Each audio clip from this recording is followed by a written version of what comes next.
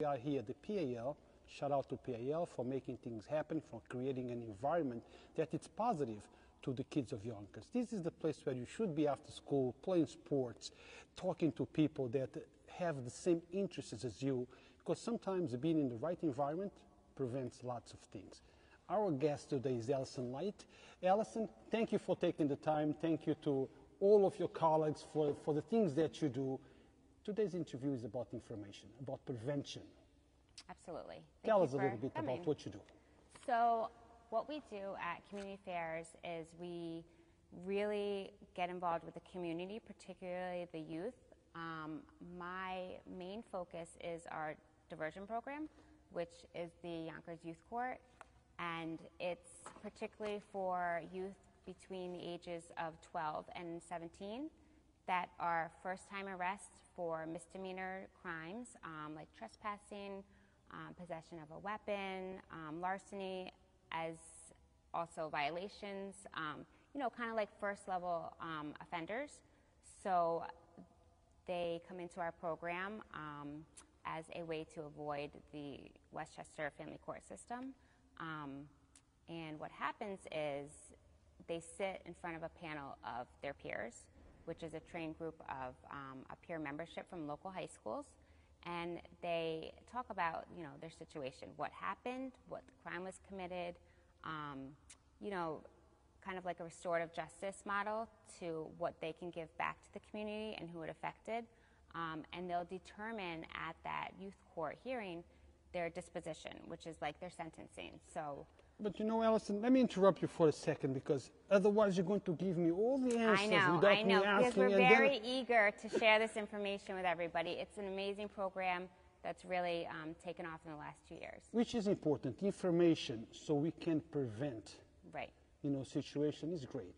But let's do this, let's break down these into phases, into sections. The goal is to prevent, correct? Correct. Is to even preventing from getting to that, as you call it, the Yonkers Youth Court. Mm-hmm.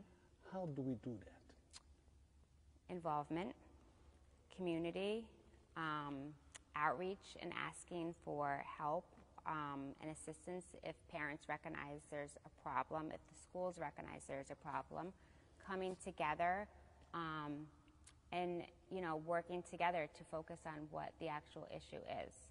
Now, I believe that if you are a parent and you really pay attention to your child, you can see that train coming at full speed. Coming at full speed, that I know sooner or later that train's going to hit that wall. And I said, look, I need to slow down. What do I do? What mechanisms are there for me to help my child before anything happens? I mean, it really depends on what level you feel your child is at and what services and level you're comfortable with addressing it. The school is a great resource. The Yonkers Public School they have guidance counselors. They have their student assistant program, which focuses on alcohol and drug use. The teachers, I would really start there because that's where children spend most of their time. Unfortunately, during the pandemic, that wasn't available. So children were losing that support. Parents were losing that support. They weren't meeting the guidance counselors, the social workers. So we're kind of seeing that now that kids are back in school, the needs are going up. So we work together with the schools as well to kind of do a wraparound service where they're supporting them during school, and then we're supporting them outside of school, whether it's having identified kids come to places such as the PAL to get that extracurricular activities and that guidance and just have a safe place to go, or it's volunteering with us at many of our activities, our events. So we're kind of identifying kids where the schools are seeing concerns and the officers in the community are seeing concerns to kind of come together, because now this is the only way to do it. Now, sometimes we are not able to identify, and things happen. When things happen, you have a mechanism that will teach those kids how it will be if you continue. A program that is called Yonkers Youth Court. How does that work? I'm sorry, is that like a make-believe court that will give you a taste of it? So it is like a mock trial. It's run, you know, before the pandemic, we did it over in City Hall in the courthouse, and we had our peer youth running as judges, district attorneys, prosecutors, bailiffs. I mean, it was the whole, you know, run just similar like a case. And the kids, you know, the offenders, they were put on the stand and they were questioned. Why did you do this? What were you thinking? You know, really, they're very, actually, our membership is very tough on their peers because they're there to make a point and to teach them not to do it again. You know, we kind of joke that our youth court is strict more than if they went to, you know, family court, and our, you know, our sentencing, which we call dispositions, are strict, and they do more here than if they went to probation. Obviously, that's not always the case, but they definitely get an idea of what it's like to sit before a judge, have someone tell them what their outcome's going to be and what they're required to do as far as community service or attending workshops, trainings, things like that. Now, Alison, I think there is a two-way street in these youth courts. Mm-hmm. They learn the system, and we can learn from them about their state of mind when they do the things they do. When you listen to those kids and they try to give an explanation of why they did this or why they did that, what is the essence of the explanation? Where do you think the root cause of why they did it is? Is it because they feel there is no consequences? Is it because they feel there is too light of a consequence? Do you think it's because there is missing parents? What do you think? I mean, it really depends on the charge. A lot of the cases, when you speak to the kids and you learn why they did something or where they were at that point in time, some of it kind of makes sense that you can understand how they got there because of either fearful for where they live, lack of security and safety feeling, you know, lack of parents being involved, or, you know, even they're not getting the needs that they want as far as like with larceny. You know, they're stealing from this cross county because they want the newest thing, because they don't have the means to get it. So not that we're condemning what they're doing is correct, but you're understanding the root of where it's coming from. The logic behind it. And what we need to do so that this doesn't happen again. Now, Alison, as you know, this is live stream. The audience is engaging and asking. And we have a statement here from Brenda Isabel. Okay. And this is what she says. They need to have activities for those kids. Everything they have costs an arm and a leg for your child to participate in. So when is the city going to accommodate the children? I have heard this over and over and over. And I tell them that, look, I've been living in Yonkers for many years. And the PAL has always been there. Yes, we can give the kids an activity, but the parents need to do their part. So, how you see that? So first, as a parent that lives in Yonkers, whose children are involved in activities, I 100% can empathize with the price of going to sports. You know, the commitment, getting the equipment. It's expensive, but it's so important to keep the kids active. So places like the PAL, which is officially opening any day now, is a great place for kids to come because they're not only coming just to, you know, play basketball or, you know, do whatever activities, the baseball, the boxing, everything it offers. It's a place for them to come and to be around, you know, healthy adults that are going to offer mentorship, resources, support. It's a safe place for them to go, and it doesn't cost anything. You know, there might be a minimal fee for entry or a membership, but it's a place that they can come to and not have to worry about, you know, parents shelling out this money. It's finally opening. And I do have to give a shout out to some of my youth court kids. Please do. Because part of their disposition is community service. So for the past, I would say, month, we've had kids here painting this entire building, vacuuming, cleaning, going through every closet in here and preparing this building to open, which is amazing to see them put the hard work in because they're going to get the benefit of it. So I think let's emphasize a little bit more on the importance of being involved in positive things. Not just the PAL, it could be a church program, it could be a YMCA, YWCA, involved in positive programs. If you get involved with the wrong crowd, you will get sometimes, the bad rap of what the crowd is doing. Right. So how important it is to be involved in the positive things? It's extremely important. It keeps them busy. It keeps them out of those areas that they shouldn't be in. When they don't have anything to do, which we saw during COVID, and like with the PAL closed, it was very frustrating because you have places that these kids need to be, but they couldn't be at, so they were out doing things that they shouldn't be doing. But I do.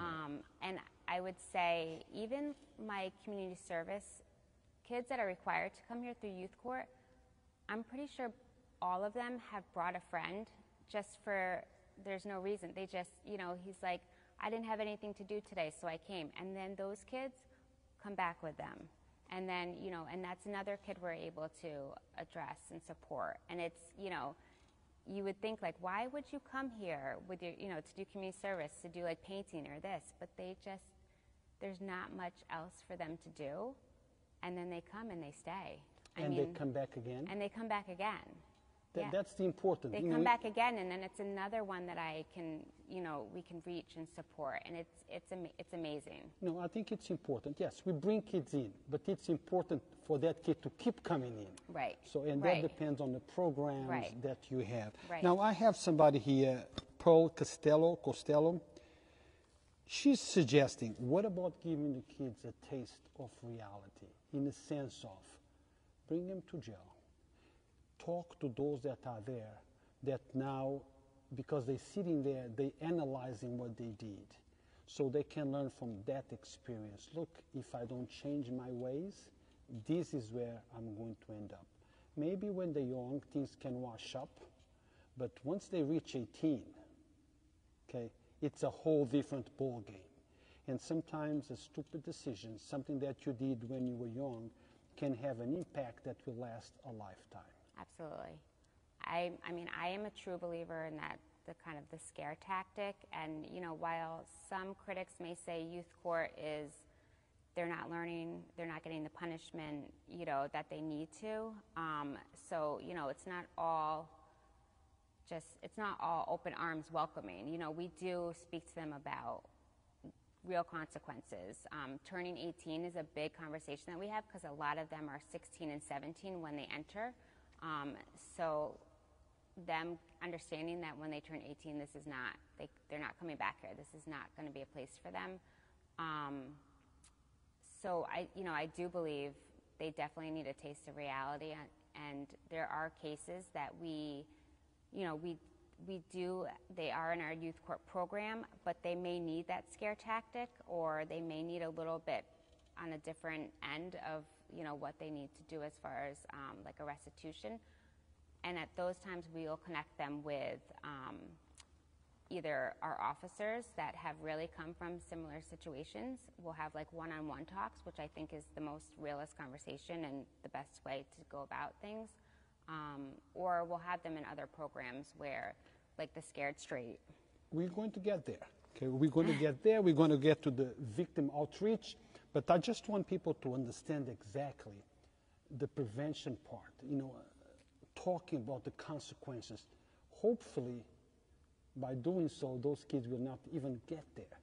I think that's the most important Right. thing. I mean, the goal is for me not to meet any of these kids, exactly. Right? I mean, but if you in reality, I have to. And the fact that we have this diversion program as an option is beneficial, just given, our numbers to show of the recidivism.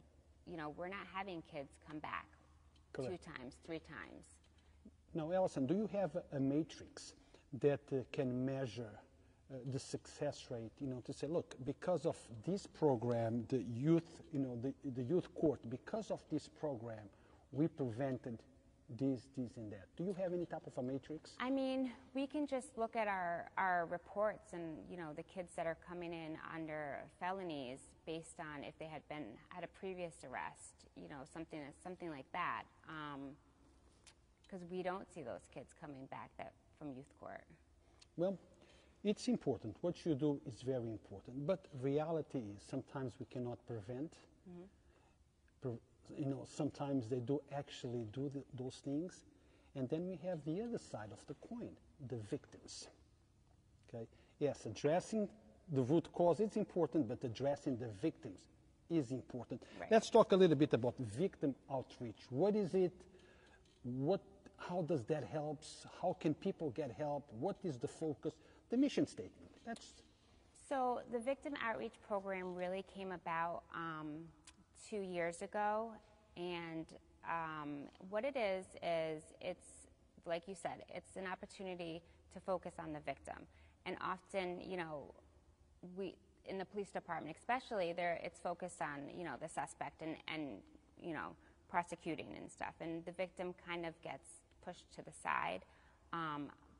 So what it is anybody that's kind of been involved in domestic and non-domestic incidences, we will follow up with them and just kind of like touch base and check in to see, first how they are, which is always just a nice thing, a good thing to hear from somebody, to see how they're actually doing, and also to give them an added resource and person to connect to if they have questions, whether it's about the perpetrator's arrest or the order of protection, getting in contact with the district attorney's office. We're kind of that connector, that liaison in between.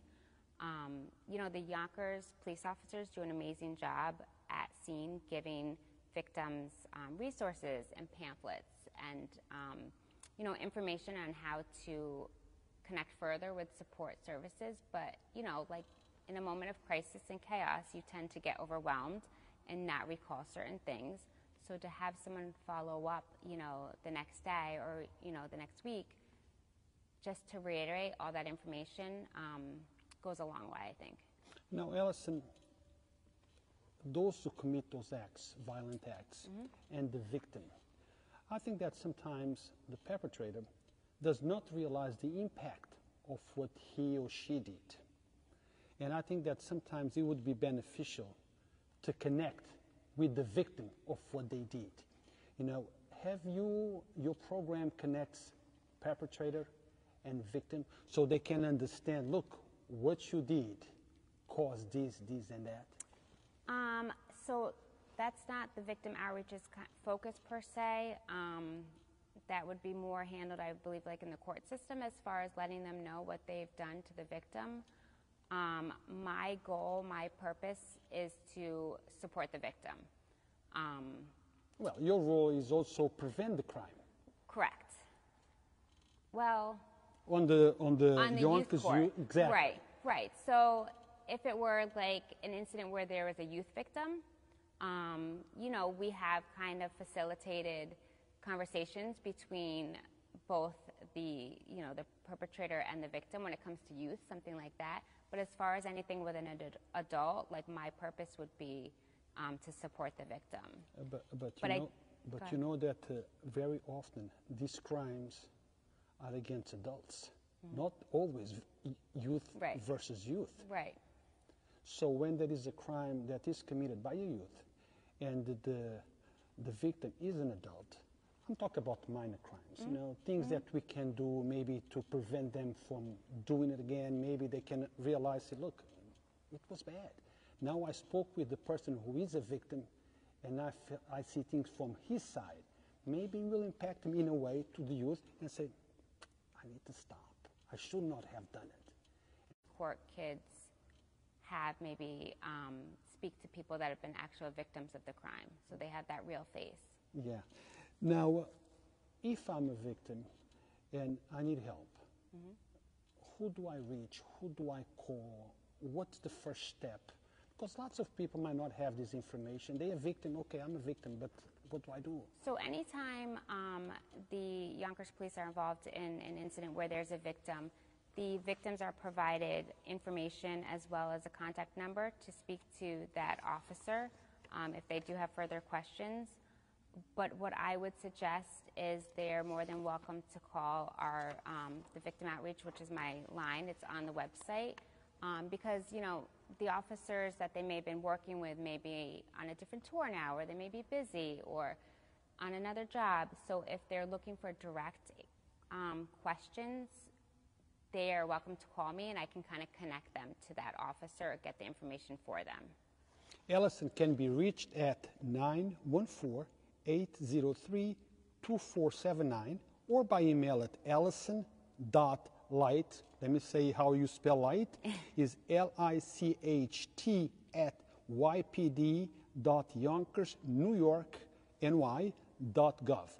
Contact, ask question. There is probably a lot of information that we are not addressing. You know, information that it's privy to you, and you might want to talk directly with Alison. Reach out, call out, and talk to her. Now, Alison, this youth center, the youth court, let's get back. What do you look for? If I'm a young person, I want to get involved, how are those people picked? Do they apply? Do you recruit? How does that go? So membership is big. The membership runs 100% of our youth court, so that's what we're dependent on.